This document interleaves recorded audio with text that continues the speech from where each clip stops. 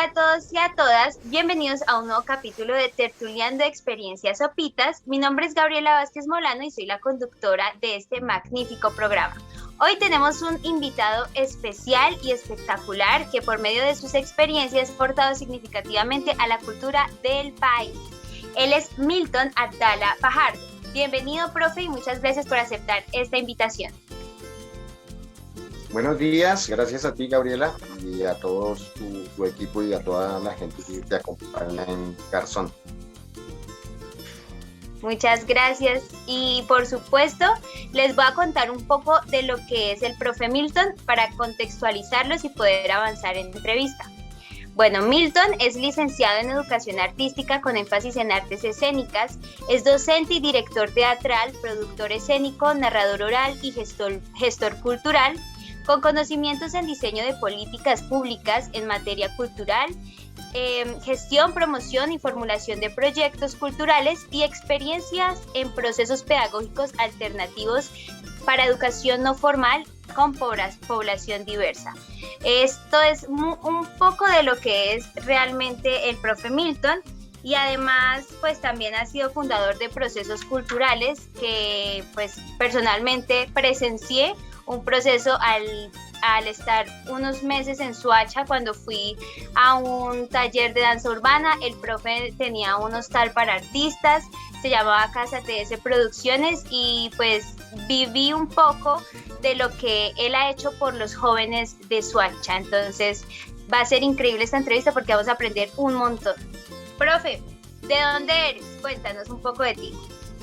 Bueno, yo soy registrado en Bogotá, o sea, mi registro civil y casi que toda la vida he estado en Bogotá, pero yo digo que uno no es de donde nace, sino donde lo hace. Entonces yo soy de un pueblo de Cundinamarca, de donde son mis padres, que son de Tiquipile, Cundinamarca. Bueno, ya con el tiempo logramos hacer ese cambio y entonces ya aparezco en mi cédula de ciudadanía como nativo de Quipile, Cundinamarca. Uy, qué chévere, yo la verdad no había escuchado ese. Ese es un municipio, pero debe ser pequeño, ¿cierto? Yo la verdad no lo había escuchado, profe. Sí, es un pueblo pequeño, queda vía, para los que conocen Bogotá, saliendo por la vía Paca hacia Villeta. Antes de llegar a un pueblo que se llama Albán, hay una entrada hacia unos corregimientos por el costado izquierdo y paso por unos corregimientos, unos pueblos, perdón, se llama Corraleja, Reventones, está cerca de Anolaima para los que conocen el lugar. Y por esa misma ruta, esa era la antigua ruta para llegar a San Juan de Río Seco y a Cambao, para entrar a la parte de la herida, pasando el río Magdalena. Ya entiendo, profe. ¿Y hasta qué edad viviste en ese pueblo, en ese municipio? Bueno, pues lo que te decía, a mí me hicieron allá y como a los 4 años me trajeron para Bogotá y ahí hemos tenido intermitencias porque mis vacaciones recreacionales de colegio eran, de escuela y colegio, eran en la finca de los abuelos. Las dos familias de abuelos, por parte de mi madre y por parte de mi padre, son de ese territorio. Entonces siempre mis vacaciones fueron allá. Apenas terminábamos el ciclo escolar, donde los abuelos. ¿Y qué prefieres, campo o ciudad? Yo tengo un campesino reprimido adentro del corazón, del campo. O sea, la vida del campo es dura y para algunas generaciones fue muy dura. En las conversaciones que yo he tenido con mis familiares, por ejemplo con mi mamá, ella me dice pues, que la situación para ellos en ese momento en el campo fue muy difícil. Entonces el tema del acceso, el tema de las ventas de los cultivos, o sea, generar industria, agroindustria en el campo siempre ha sido muy difícil, lastimosamente en nuestro país, y en ese tiempo más. Ahora pues vivir en el campo tiene otras alternativas, porque también se puede uno encontrar alternativas como el turismo, alternativas como bueno, todas las manifestaciones culturales. Digamos que hay otras fuentes de ingresos que no obligan exclusivamente a vivir de la agricultura, que es un trabajo bastante duro. Sí, es un trabajo bastante arduo. Prefiero la calidez y la calidad de vida que genera, pues obviamente, el espacio natural. Sí, yo creo que uno también logra pues como que acercarse un poco más a la familia, a la naturaleza, por supuesto, hasta tiene más tiempo, no sé, en cambio en la ciudad como que se reprime un poco, pero pues por oportunidades a veces sí es importante. Profe, como sabemos, eres un señor, es que se me congeló un poco.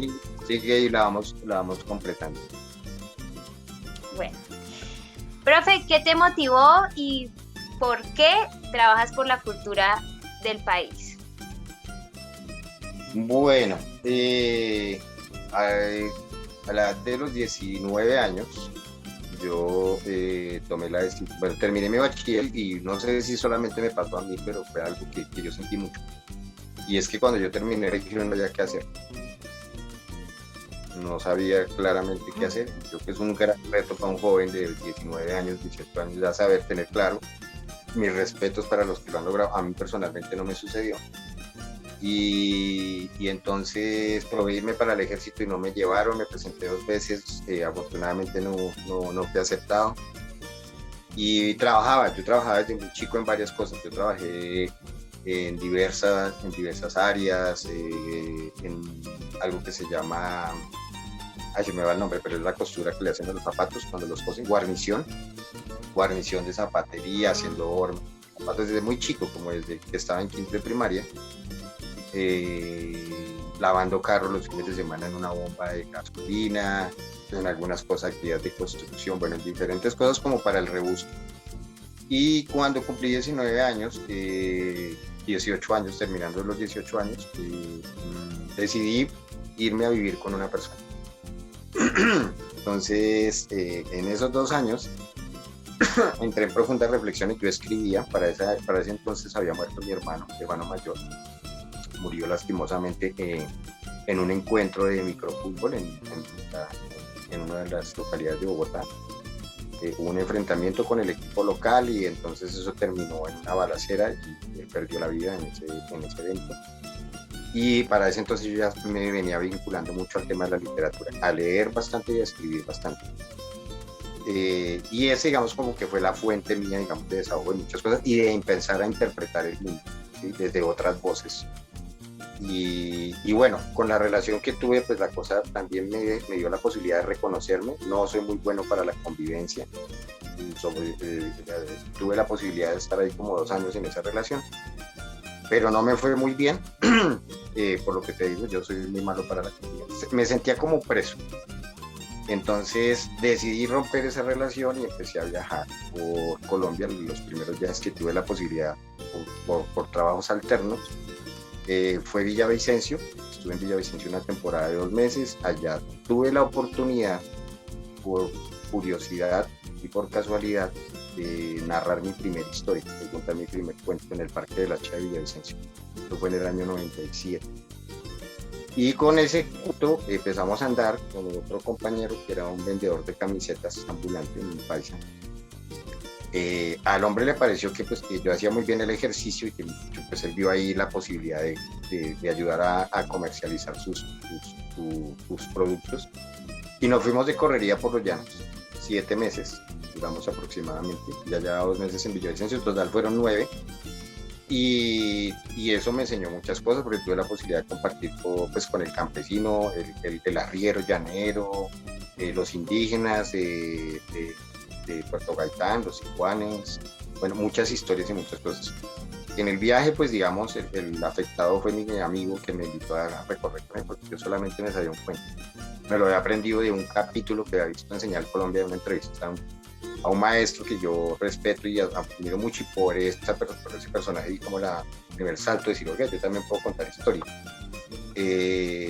Un maestro vallecaucano, pues, es cuentista y escritor, cuentero también, narrador, se llama Jaime Riasco. Él había narrado un cuento de otro personaje que en ese momento no me acuerdo del autor, se llama Los Deberes Infinitos.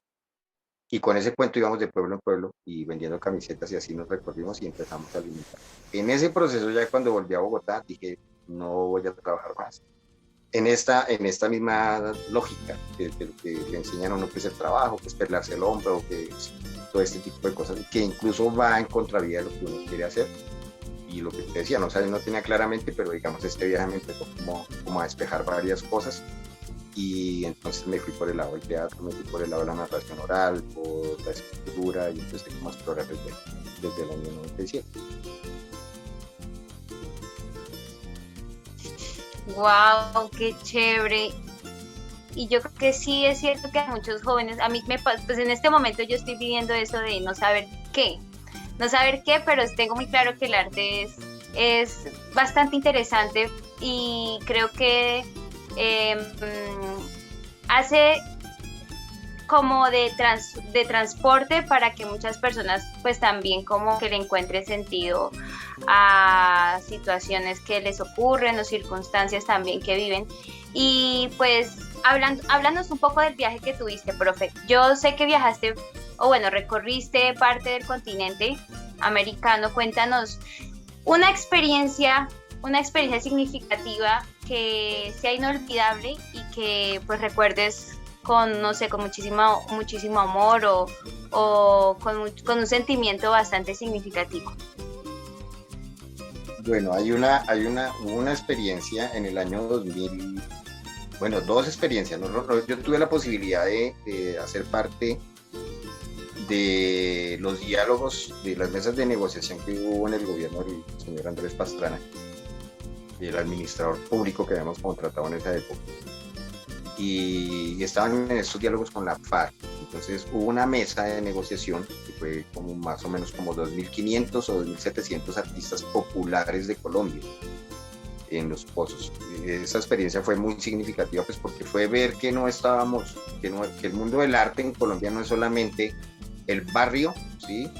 Y los circunvecinos, ¿sí? Los municipios cercanos a Cundinamarca, que era por, digamos, donde nosotros nos desenvolvíamos, nos movíamos, y las experiencias que ya había, digamos, tenido con gente, digamos, de los llanos orientales.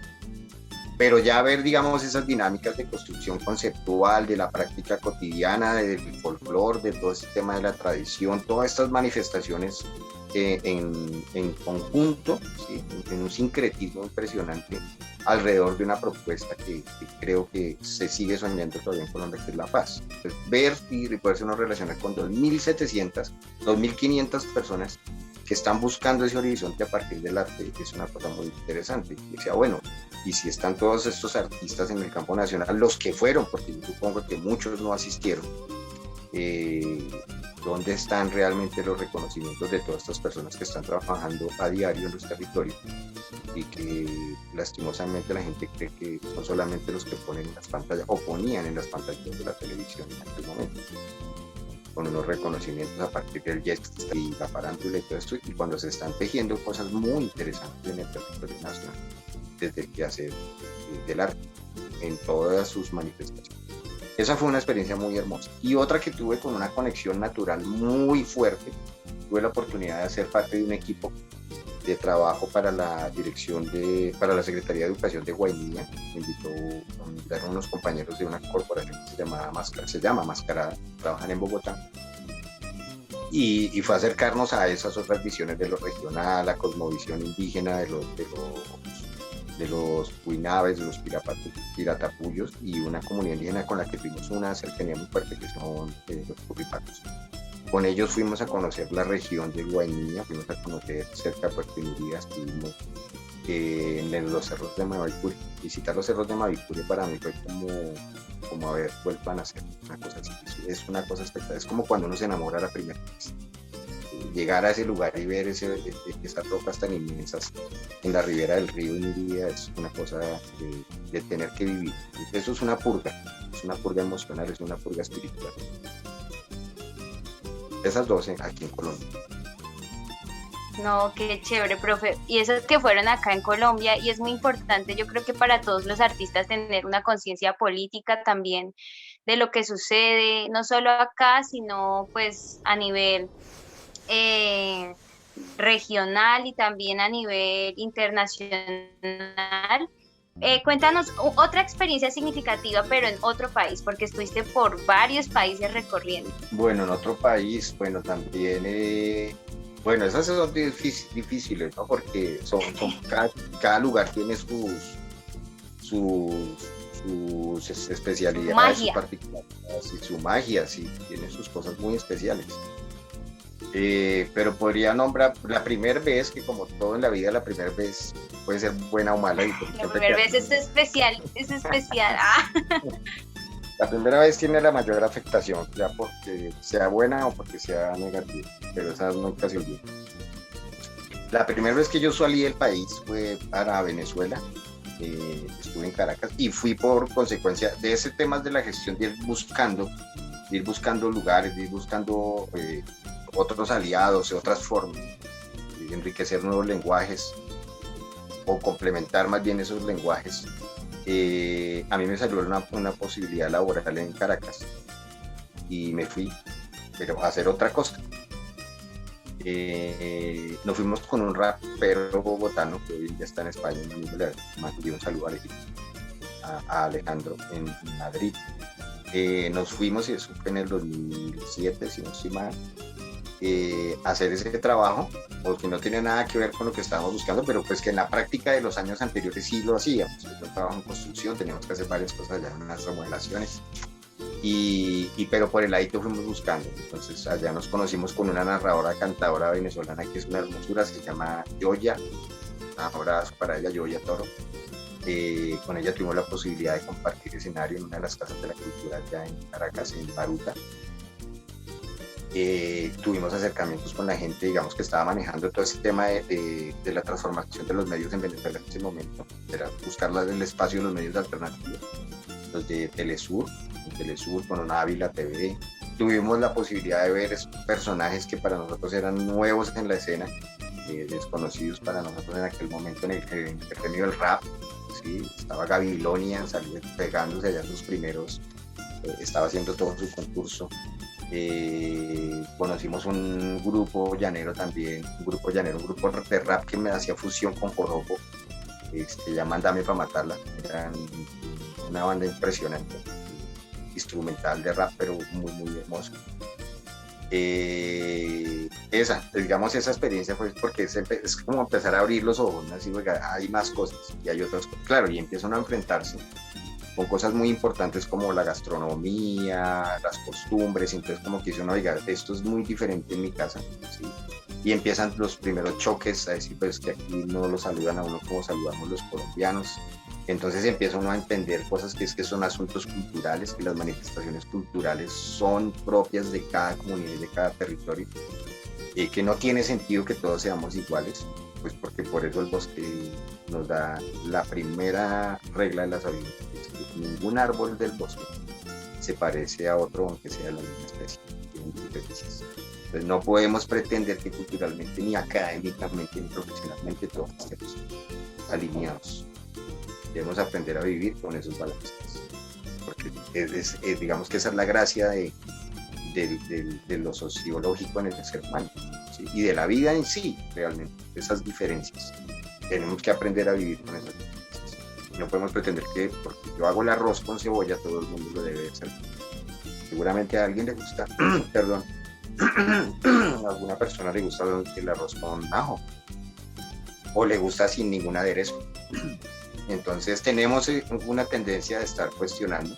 Eso me di cuenta. Entonces empecé a descubrirnos en esos viajes qué somos los colombianos, digamos, cuáles son nuestros baluartes, cuáles son nuestras deficiencias culturales, algo que yo denomino como comportamientos culturales anticulturales, hablándolo en términos de desarrollo, y cuáles son esas representaciones, digamos, cuáles son esos reflejos que le dejamos al extranjero, ¿sí? Cómo nos ven afuera.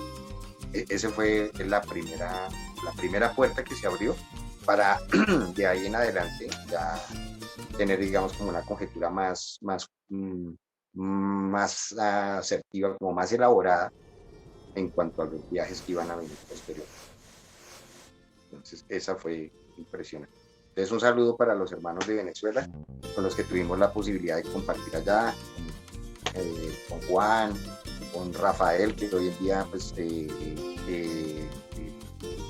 con la situación de Venezuela tuvo que salir de su país, está ahora con nuestros hermanos de Costa Rica, y un abrazo para todos los que conocimos acá, y tuvimos la posibilidad de compartir 4 meses y medio.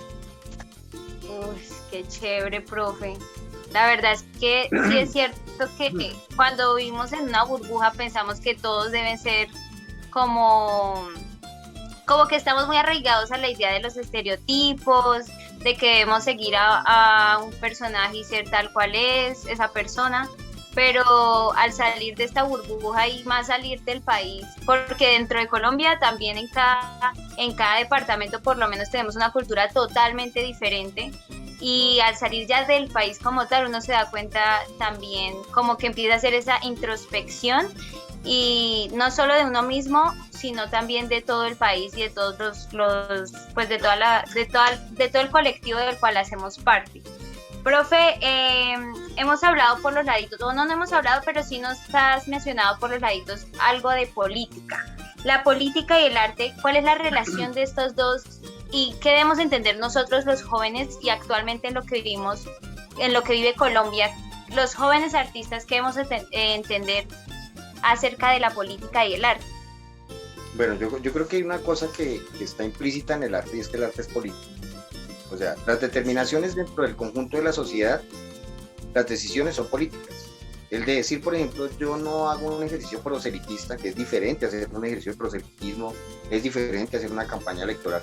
Por eso hablaba de las manifestaciones culturales, según el planteamiento teórico y práctico que hace una socióloga mexicana, Lucina. Ella habla en la asamblea del Banco Interamericano de Desarrollo en el 2007, más o menos 2006 en Medellín. Ella hablaba de esto, decía, nosotros estamos empezando a dimensionar la cosa y la estamos entendiendo.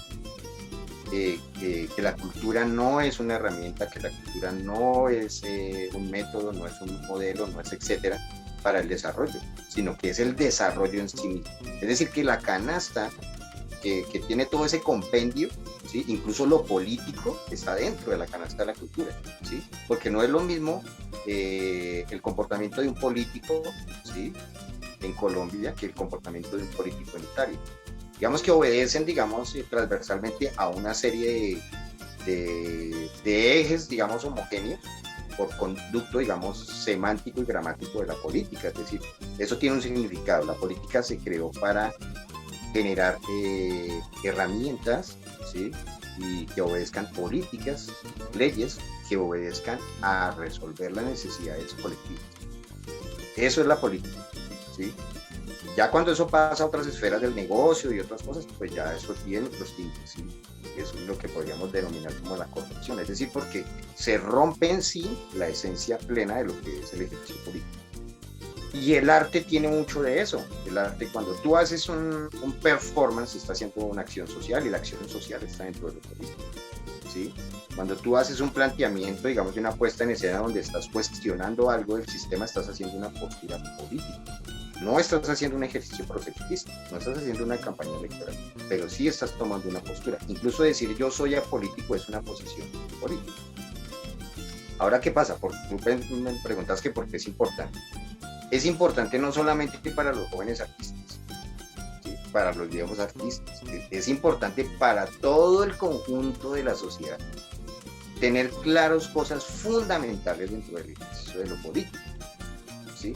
Por ejemplo, dentro de nuestra Constitución del 91, en el título 1 hay un compendio de 10 artículos que se llaman los principios fundamentales.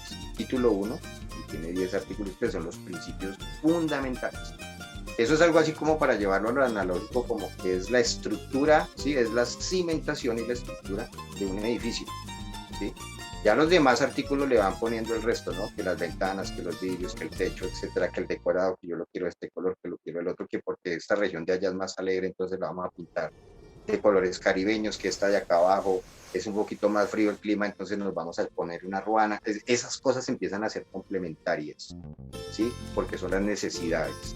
Pero lo fundamental se puede entender en las palabras de Chespirito, de Roberto Gómez Bolaños, como lo urgente. ¿Qué es lo urgente? Lo urgente es lo que nos mantiene vivos. El agua, el sol, la tierra, el aire, ¿sí? Es decir, necesitamos dormir bien, necesitamos respirar bien, de ahí en adelante se empiezan a construir otras necesidades. Él lo mencionaba en esa relación porque una vez le preguntaba un personaje colombiano de la narración de la cuentería, en el stand-up comedy que llama Andrés López, le hacía esa pregunta: maestro, ¿para usted qué es el humor? Y le decía: para mí el humor es una necesidad, porque puedo vivir sin eso, pero sin lo otro que es fundamental, que es urgente, no puedo vivir. Entonces en la política también hay unos ejercicios de lo fundamental. Esas cosas debemos tenerlas bien claras. Yo resumo eso para quitarse uno los juicios, esas escalas de juicios que tenemos. Nosotros tenemos juicios sociales, tenemos juicios morales, ¿sí? Dependiendo de nuestras concepciones religiosas, filosóficas, etcétera. Digamos que hay un campo de la moral y hay un juicio social también dentro del comportamiento del ciudadano, que no es condenable, ¿sí? Que no es condenable en términos jurídicos, ¿sí? Pues, digamos, alguien hasta el momento bota la basura en la calle y uno pues le hace el reclamo, o la sociedad, digamos, como que le hace cierto rechazo, pero eso todavía no hace parte de lo jurídico. En lo jurídico es donde ya tenemos que empezar a resolvernos como sociedad, ¿sí? En el campo jurídico. ¿Por qué menciono esto? Porque en nuestro conjunto de normas está determinado la solidez de nuestra sociedad. Yo eso lo canalizo de la siguiente manera. Para mí no hay estratificaciones, para mí no hay bendiciones de porque yo llegué primero o porque yo creo en esto, no. Para mí, en el punto de la sociedad se debe resumir a que somos socios, como su palabra bien lo define. Sociedad. No es un término sociológico, de lo que pensaban o nos hicieron creer a los abuelos que hablaban de las altas sociedades. No, eso es un término económico, desde mi concepción y desde mi percepción y desde la definición también. Es un término económico, somos socios. ¿Qué nos hace socios? Que somos dueños de una empresa nacional. ¿Y por qué además somos socios potenciales? Porque hacemos una inversión, que es lo que llamamos impuestos, ¿sí? Pero los impuestos se hacen es porque nadie voluntariamente dice: ay, me gané 200.000 millones en este año, entonces yo voy a invertir aquí 100 millones voluntariamente para que arreglen el parque, o para que arreglen la biblioteca, o para que arreglen un colegio, para que pavimenten una calle. Como no son voluntarios, por eso hay que imponerlos. Ojo, hay una diferencia entre el impuesto y el tributo. Son cosas diferentes. El impuesto realmente traduce es inversión. Y si tú haces una inversión, pues debes estar pendiente de lo que te corresponde, ¿sí? De tu inversión. Porque si no estás pendiente de tu inversión, pues los demás socios de esa Junta Nacional van a sacar provecho de eso. Por eso es importante lo político, porque es cuidar los intereses tuyos, que son la inversión tuya para tu bienestar en el presente y para el futuro de tu vida. Esto es esa forma de entender bien lo político desde lo que realmente es, ¿no? Porque muchas personas pues lo relacionan es con la politiquería, con la temporada de tamales gratis y de tejas de zinc, pero lo que realmente se nos viene a la mente cuando entendemos la política y que es nuestro trabajo estar pendiente, o no, más bien reclamar lo que por derecho y por inversiones de nosotros, ya empezamos a entender y empezamos también a trabajar, yo creo que más en colectivo. ¿Tú cómo ves lo que está pasando actualmente en el país, profe? ¿Cómo puedes explicar desde tu perspectiva qué es lo que pasa y cómo, o sea, una solución desde lo cultural para ello? Pues, ¿qué es lo que sucede? Tiene que ver con lo que veníamos hablando. Este es el resultado de no tener clara la película, ¿sí? Eso es como una relación sentimental. Tú sabes que la cosa no está funcionando del todo bien, pero por un interés particular que tú tienes, tú decides quedarte ahí, ¿sí? Y de eso haces una conjetura general. Dices, entonces yo, bueno, me aguanto el resto porque tengo esto particularmente, ¿sí? Porque, no sé, de pronto hay el tema económico, entonces hace que una persona se quede en una relación tortuosa porque pues desde ahí resuelve lo económico, ¿sí?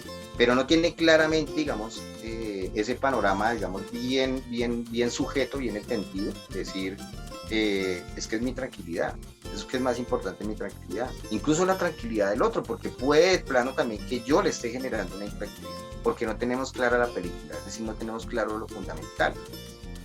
Y aquí viene, digamos, en el término de lo fundamental, claro, nosotros tenemos unos principios constitucionales que son esas normas, son esas reglas de juego, ¿sí? Como en el parque, yo siempre coloco este ejemplo cuando yo doy charlas de este tipo y hago ejercicios, digamos, de preparación de teatro político con los actores.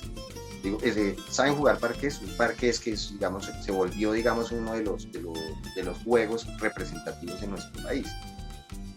Y entonces, si yo te digo a ti, Gabriela, lo siguiente: Gabriela, vamos a jugar parqués, ¿listo? Pero tú vas a jugar con 4 fichas, ¿sí? Yo voy a jugar con 2. Tú vas a lanzar con 2 dados, yo voy a lanzar con 4. ¿Tú qué me dices a eso? Pues que así no se juega. Todos deben tener 4 fichas y 2 dados. ¿Eso qué quiere decir? Que tú tienes conocimiento de la norma, conoces la regla, ¿sí? Y entonces no te vas a dejar hacer un embuste de este sentido, no vas a dejar agredir la situación legal del juego. Si lo vemos en esos términos, pues si nosotros conocemos las reglas de juego de ser ciudadano, ¿sí? De ser dueño, es que esa es una cosa súper importante, de ser dueño del país. Es que aquí no se trata de que el dueño es el que tiene 1.000 millones y el que tiene un salario mínimo no es dueño, no. Porque en términos democráticos, ¿sí? En términos de nuestra legislación, el voto del que tiene 1.000 millones vale lo mismo electoralmente que vale el mío. ¿Por qué? Porque lo que estamos es contratando una serie de administradores, ¿sí? Que en buen privilegio van a tener que liderar todo un pueblo, liderar toda una nación. Eso es un privilegio, y para eso se requiere audacia, inteligencia, sabiduría, transparencia, espiritualidad, bueno, un montón de características, y obviamente que cumplan con el perfil adecuado de lo que se les está contratando. Es decir, si yo requiero un administrador público, ¿sí? Pues esa persona debe tener un causal en esa función, ¿sí? Porque tenemos la idea, o hemos tenido la idea históricamente, de que es el gobierno, de que es los que van a mandar, no. Y decía, no sé si lo alcanzaste a escuchar, el voto del que tiene 100.000 millones vale lo mismo que el que tiene un salario mínimo. Porque por constitución los dos somos dueños del territorio ante la ley, ¿sí? Así está determinado, ¿cierto? ¿Qué quiere decir eso? Que él tenga más capital, pues obviamente tiene su derecho a tenerlo porque lo ha trabajado, porque se lo encontró, etcétera, ¿sí? Y por sus habilidades. Pero ese capital no puede ser construido sobre la base de la explotación de los demás socios. Ojo, aquí ya no voy a hablar yo ni del pueblo, ni del ciudadano del común, ni del ciudadano a pie, no, aquí todos somos socios. Que a usted no le gusten sus socios, mi hermano, entonces hay que trabajar porque todos vayamos subiendo en esa escala y hagamos una más armoniosa, más equilibrada, más equitativa, ¿sí? Pero ese asunto peyorativo de que yo soy más de arriba, ahí se acaba. Por eso tenemos que verlo técnicamente como se debe. Lo político es un tecnicismo, lo económico también es una conjunción de la elaboración técnica, y hay que entenderlo técnicamente, como un partido de fútbol, ¿sí? El delantero es el delantero, el arquero es el arquero, y cumplen una función dentro de la individualidad del ejercicio, pero en lo colectivo son un equipo. Todos son un equipo. Habrán algunos que por su representatividad o porque estéticamente son mejor dotados según la moda, etcétera, y pues les van a hacer unos reconocimientos extras y les van a pagar más por su ejercicio y su disciplina incluso también, porque aquí también entra a ver eso, ¿no? La disciplina no solamente es hacer parte de la sociedad, sino también, bueno, es mi labor dentro de, pero si yo no hago al ritmo que hacen los demás, no quiere decir que a mí no pertenezca a nada. O sea, esas frases peyorativas de trabaje vago y todo lo quieren regalado, ahorita no, espera un momentico, porque es que esto nos pertenece y somos socios y estamos invirtiendo. Y mi familia invirtió, y mis abuelos invirtieron, ¿sí? Todos hemos invertido en este país. Entonces, ¿dónde está el recaudo de esas inversiones? Empresarialmente y económicamente tenemos que verlo de esta manera. Uno invierte para ganar, para sostener, ¿sí? Entonces, ¿dónde está el recaudo de todos? Creo que lo que está sucediendo ahorita es que, sin verlo de la manera que yo lo estoy planteando, la gente sí siente que hay algo que no está bien, que no está funcionando bien, que si tú pides una cita a una EPS y no te la dan. Yo hoy casualmente vengo hace como un mes y medio pidiendo una cita para mi madre y me están ofreciendo una cita de teleconsulta y tampoco la hacen. Esta mañana tenían que llamarla ya a las 7 de la mañana y nos quedamos esperándola y se está pagando, ¿sí? Y no se está funcionando. La gente está sintiendo todo eso. El campesino, las tierras se están perdiendo porque los cultivos no dan el margen de ganancia, ¿sí? El trámite y la intermediación, en algunos casos, no en todos, pero en muchos casos sí, el dinero se queda en esas intermediaciones y el campesino le paga supremamente mal, ¿sí? Y al ciudadano que está, por ejemplo, en las urbes como Bogotá, a muchos de esos no les queda, digamos, esa buena calidad del producto que sale de los campos, de lo poco que se cultiva allá en Colombia. Ya no está acá, el café, por ejemplo, ¿sí? Ese café selecto del que hablamos se va para otros países. Nosotros nos quedamos consumiendo con el acerrín, porque nuestro sueldo, de muchos de nuestros colombianos, no da para comprar una libra de café, vale 80.000 pesos, entre 80 y 90.000 pesos tipo exportación. ¿Qué familia colombiana en su generalidad lo puede comprar? Hablemos de la generalidad del colombiano. Entonces, ese tipo de cosas la gente los está sintiendo.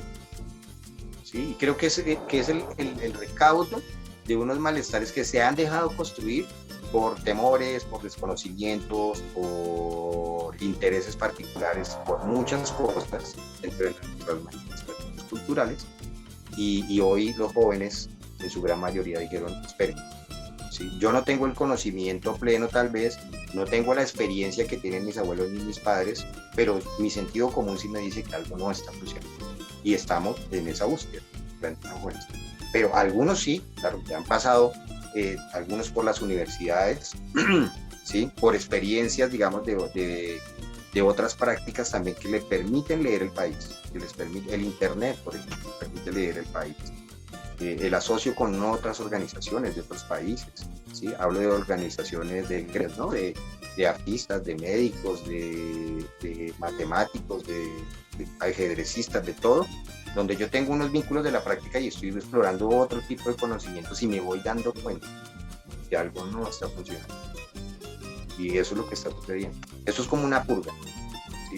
Como cuando uno siente que hay un malestar en el estomacal o algo y entonces le dicen a uno, tómese una agüita romántica, porque se necesita restaurar ese sistema. Eso es lo que creo yo que eso es lo que está sucediendo y no podemos negar. Hay otras cosas también de fondo que son más fuertes, pero si quieres las vamos a conversar en el desarrollo. Sí, yo creo que sí se siente ese despertar colectivo realmente. Y también pues he participado en algunos espacios donde no tenemos el conocimiento de lo que ha pasado realmente en la historia de Colombia, muchos jóvenes y me incluyo, porque esto sí es realmente importante, como tú decías, conocer la película, donde uno sepa, digamos, las reglas del juego, aprende a jugar en Colombia, aprende a reclamar lo que por derecho es de nosotros. Y lastimosamente eso es lo que también en las instituciones educativas no están enseñando, en los colegios se quedan a medias con este tipo de información y pues de pronto sensibilizar a la comunidad o desde tu punto de vista artístico y político también, ¿cuál es una de las soluciones para que más personas se animen también a aprender un poco más del país y a salir también a marchar y a parar por lo que nos corresponde? Bueno, yo creo que más allá, yo creo que sí, un objetivo nacional plantea un plan maestro, plantea así, una cosa promediada a 50 años, ojalá 100, ¿sí? Bueno, ¿qué va a pasar con Colombia dentro de 100 años? ¿A dónde queremos llegar? ¿Qué tenemos? Hagámonos un inventario nacional de todos los potenciales, tanto en el recurso humano como en nuestros recursos naturales. ¿Qué tenemos nosotros? ¿Cómo estamos en la región? ¿Qué necesita el resto del mundo de nosotros y qué necesitamos nosotros? Y construimos un objetivo común. Y para llegar allá necesitamos educación, obviamente ajustada a ese objetivo común, ¿sí?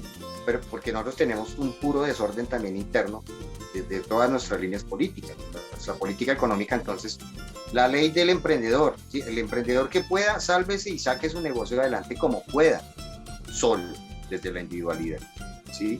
Y entonces luego lo van a sacar en la revista, el mejor empresario de Colombia, después de haberse luchado sin necesidad, porque si hacemos un ejercicio sensato, si hacemos un ejercicio sincronizado, podemos sacar adelante muchas de nuestras políticas.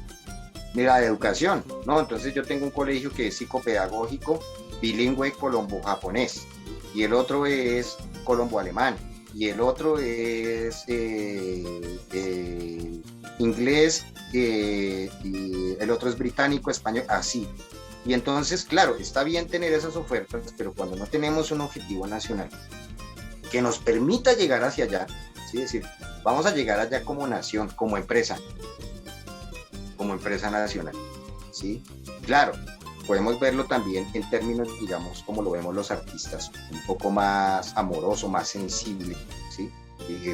Porque de pronto la gente dice, no, pues que como así que una empresa, si este país, claro, nosotros tenemos unas manifestaciones culturales, y eso también nos permite generar unos réditos, ¿sí? ¿Por qué los muchachos no tienen la posibilidad de vivir de la música en su mayoría? ¿Por qué no pueden vivir del baile? ¿Por qué no pueden vivir de la pintura? ¿Sí? Hay que salir del país, ir a hacer otro tipo de negociaciones afuera, comercializarse individualmente o pertenecer a unos gremios elitistas de la política para poder ejercer. ¿Sí? Si es que de todas maneras nosotros necesitamos también una cosa que es el nutrir nuestra alegría y nuestra felicidad.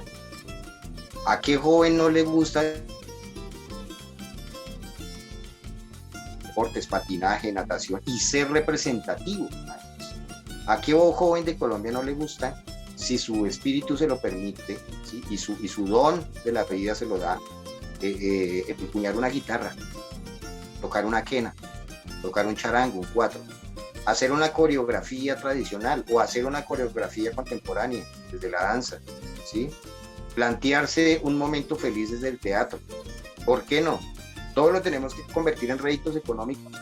Y los réditos económicos también los generan otras áreas de nuestros recursos, que son nuestros, son de todos. Por eso insistía en la palabra sociedad.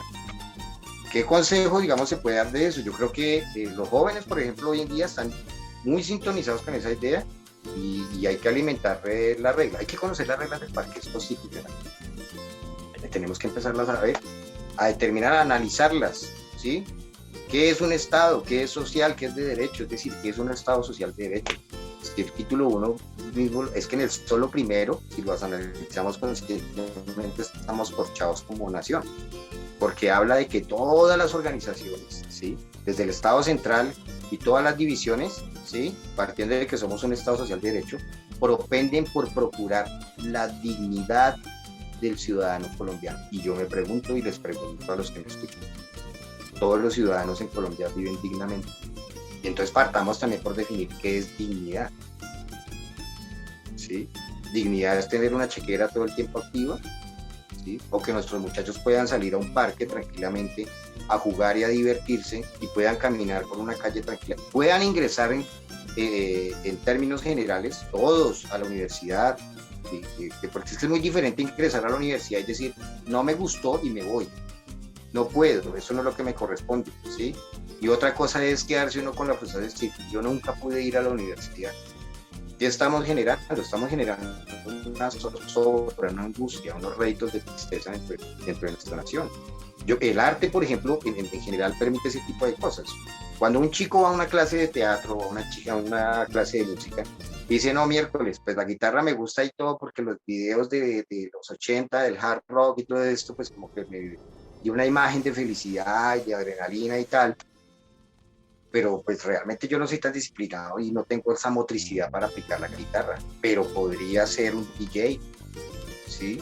Pero podría ser un escritor de música, podría ser la gramática musical, o podría tener un sello discográfico, ser un productor, o simplemente voy a tener las herramientas necesarias para poder entender el fenómeno de la música como arte, ¿sí?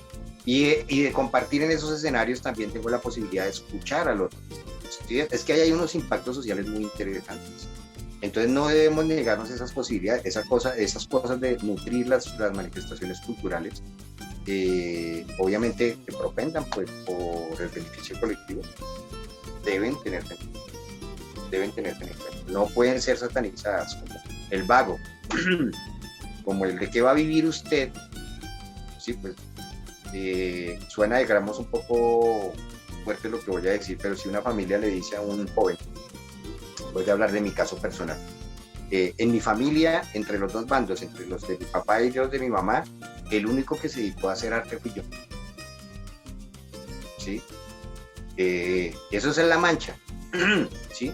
Pero si uno lo ve desde la estética del arte visual, no es La Mancha, esa es la pincelada que le dio un poco de brillo a ese cuadro tan nefasto de vivir en medio del egoísmo, de vivir mirando a ver dónde lo contratan a uno medianamente, y cada 3 meses sufriendo por un contrato. Es decir, tampoco es que del otro lado la cosa sea tan maravillosa, ¿sí?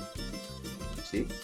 Tener, digamos, como ese afán solamente por el tema. Hay que darnos espacio para vivir. Y en eso yo creo que los jóvenes nos han enseñado siempre. Yo recuerdo cuando estaba muchacho, que uno se va para el teatro sin un peso, que uno se puede hacer su obra de teatro con pocos recursos, que arma sus coreografías. Es decir, para soñar ese tipo de cosas, creo que el dinero no es inicialmente lo primordial. Cuando yo ya quiero hacer otra cosa que es profesionalmente una cosa mucho más elevada, técnicamente hablando, pues ahí sí ya requiero otra serie de elementos, digamos, que le den el valor de espectáculo, ¿sí? De puesta en escena a ese ejercicio que preliminarmente no es nada más maravilloso que compartir con el otro. ¿Sí? No tiene pretensiones estéticas, no tiene pretensiones comerciales, sino simplemente compartir y construir con el otro. Ya los que damos el paso para el otro lado, que decimos queremos vivir profesionalmente esto, pues empezamos a adquirir el kit de herramientas, que es donde ya empiezan a hablar de lo económico. Entonces, nada, esto creo que es de analizarlo. Hay muchas ganancias. Recientemente hablaba con unos compañeros de Pereira, ¿sí? de Medellín, bueno, con amigos de diferentes regiones del país. Nos hemos estado estas charlas así muy personales de hacer un análisis de cuáles son las ganancias de esto. Y esto nos deja varias ganancias, muchas ganancias. Entre esas, yo creo que, por ejemplo, frenar las reformas no es una ganancia realmente, políticamente hablando. O políticamente hablando no es una ganancia, porque no estaban. Es decir, había el intento de meterlas, ¿sí? Como que usted tapó el gol, ¿sí? Pero eso no es ganar el partido, ¿cierto? Pero sí hay unas cosas que, a mi juicio, yo he visto en este ejercicio y me han fascinado. Una, por ejemplo, la aceptación de los pobres.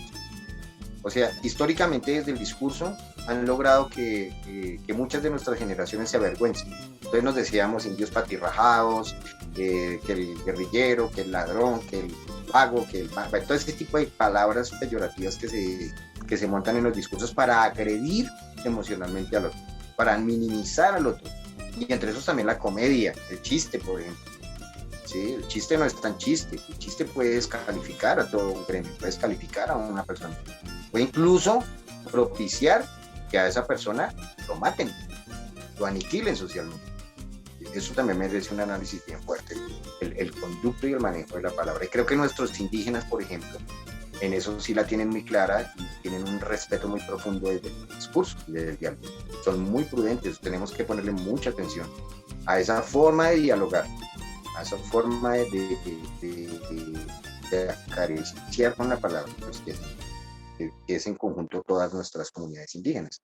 Visibilizar las comunidades indígenas en su totalidad, más allá del show mediático para un en serio del universo, una vista, el poderlo visibilizar como parte de nuestra sociedad. Es decir, que hay una aceptación, ¿sí? De mayorías, de que esas comunidades son representativas y que son importantes en nuestro territorio, ¿sí? Y que de ahí venimos, además. Yo creo que el 97% o el 99% de colombianos, pues venimos de sus orígenes, afortunadamente, somos mestizos. Entonces, esas aceptaciones, ¿vale? Que son muy hermosas. Un pueblo, digamos que históricamente se ha movido en la idea de eludir la tristeza, porque es normal, nadie quiere estar triste, nadie quiere estar aburrido. Entonces la eludimos con prácticas como el fútbol, que hoy en día los jóvenes en general, de muchas de las barras, casi todas, decirle no a un evento que pretendía tal vez desviarnos de lo que es importante en este momento, decirle no, eso quiere decir que nuestra forma de ver las cosas y de pensarlas, o de sentir por lo menos, ha cambiado. Eso es muy importante valorar, ¿sí? ¿Qué otra ganancia? El reconocerle al otro su esfuerzo, ¿sí? Hay personas que no, obviamente se sienten agredidas con el tema de los jóvenes estén marchando y bueno, todo esto tienen que ver los medios también, la forma en cómo uno cuenta la historia, ¿no? Obviamente. Yo de mi lado, he estado, digamos, revisando juiciosamente el tema y yo digo, estos chinos son unos berracos. O sea, porque saber que al frente yo tengo un tanque, es que estamos hablando militarmente de otras dimensiones, un tanque, un arma que dispara bombas aturdidoras y ese tipo de cosas, y enfrentarme a eso, creo que lo que estoy pidiendo es un diálogo para que resolvamos, que haya un censo nacional donde quepamos todos, porque nuestra constitución lo exige. Es ahí, esa fue la regla que nos inventamos, ¿sí?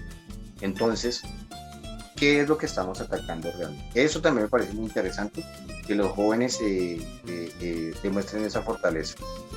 ¿Qué otra cosa? La visibilización internacional de la neuralgia colombiana, ¿sí? Desde donde la quieran mostrar. La pueden mostrar de que es que son unos vándalos, otros la pueden mostrar que son unos héroes, ¿sí? Cada saca sus conjeturas, dependiendo de su capacidad y su interés de análisis. Pero lo que sí es cierto es que el mundo entero se dio cuenta y sacarán sus análisis, depende de su fuente de información, de qué es lo que está sucediendo en Colombia, ¿sí? ¿Qué pasó con la alacena de Colombia? ¿Dónde está la plata de la telefonía? ¿Dónde está la plata del Serpón? ¿Dónde está la plata de los hidrocarburos, del petróleo, etcétera? La gente irá sumando esas vainas y dice, bueno, ¿qué es lo que está sucediendo en Colombia? Entonces, el romper esa hegemonía que tenían unas líneas de información, que como que esta es la noticia, es como cuando una pareja de amigos pelean, ¿sí? Y entonces yo soy solo amigo del tipo y él me cuenta la versión de él. Tal vez si yo me quedo solo con la versión de él, termino odiando a la chica. Pero si yo escucho a la chica también, puedo sacar conclusiones un poco más analíticas del tema, más analíticas. Hay que escuchar esas dos versiones, ¿sí? Porque obviamente estamos en un juego de intereses. Hay siempre juegos de intereses. Y eso es lo que nos va a permitir hacer una valoración de por dónde es que vamos a tomar esta nueva ruta.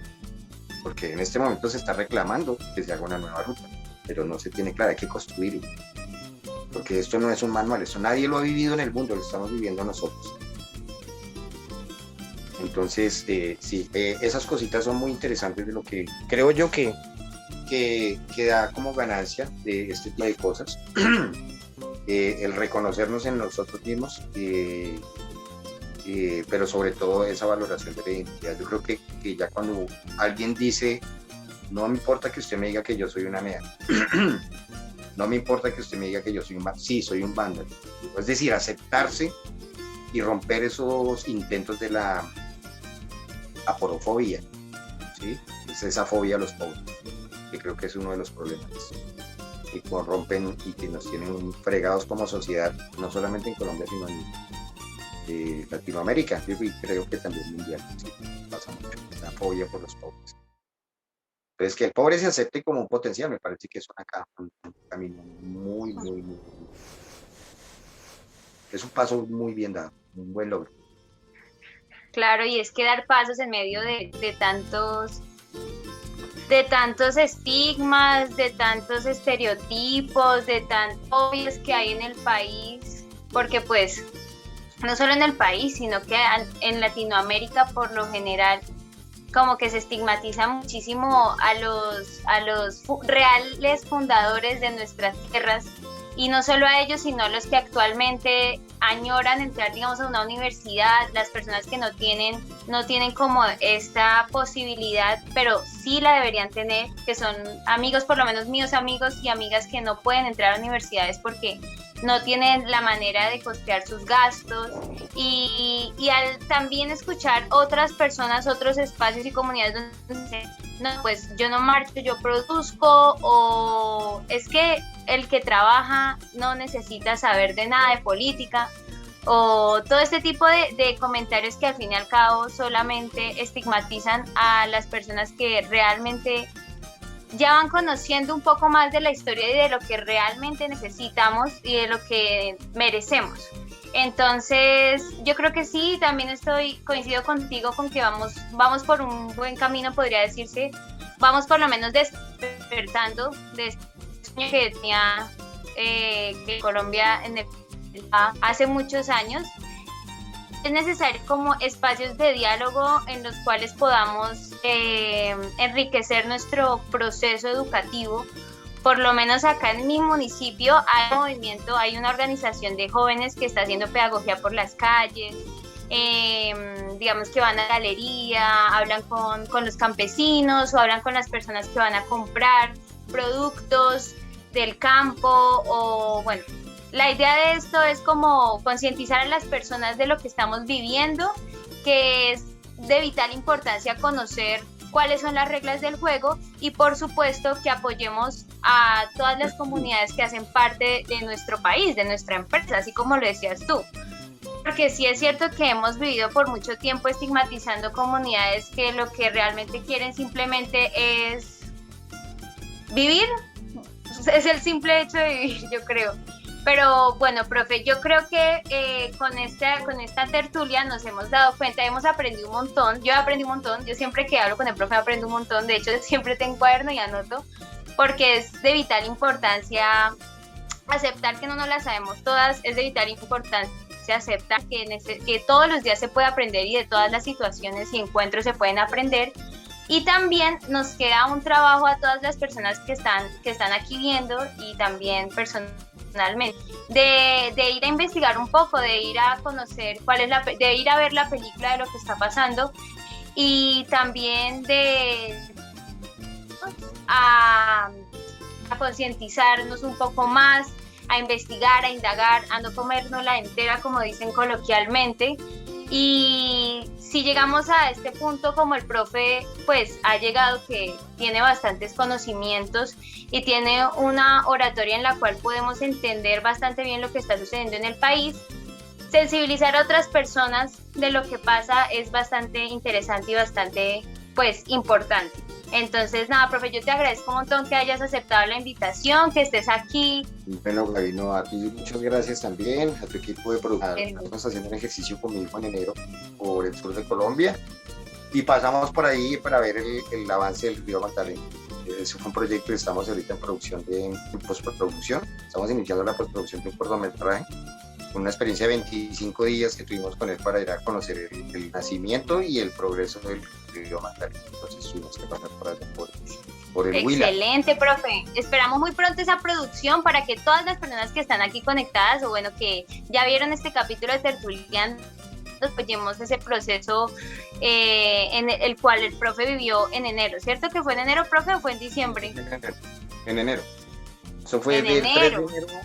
Del 3 de enero al 29 de enero, al 30 de enero, más o menos. Súper, bueno, entonces todos súper pendientes. También, ¿cómo se pueden contactar contigo, profe? ¿Tienen de pronto, en qué proyecto estás trabajando actualmente? Como para seguir también tu trabajo. Bueno, actualmente está pues el último proceso que fue el que tú hablaste, que estuve fundando y estoy liderando en el momento, es Casa TS Producciones. Nos encuentran así en Facebook, Instagram, Twitter. Y mis redes son Agda la Palabra, con doble D. Agda la Palabra. Ahí nos encuentran. Agda la Palabra. Así que si les interesa pues saber un poco más del maestro, del profe, de Milton, ahí están las redes sociales para que sigan. Y por supuesto los invitamos a que se conecten todos los domingos a las 7 de la noche a Tertuliando Experiencias Sopitas y colombianas ahora. Listo, chao. Diga chao, profesor. Chao. Un abrazo, Milton.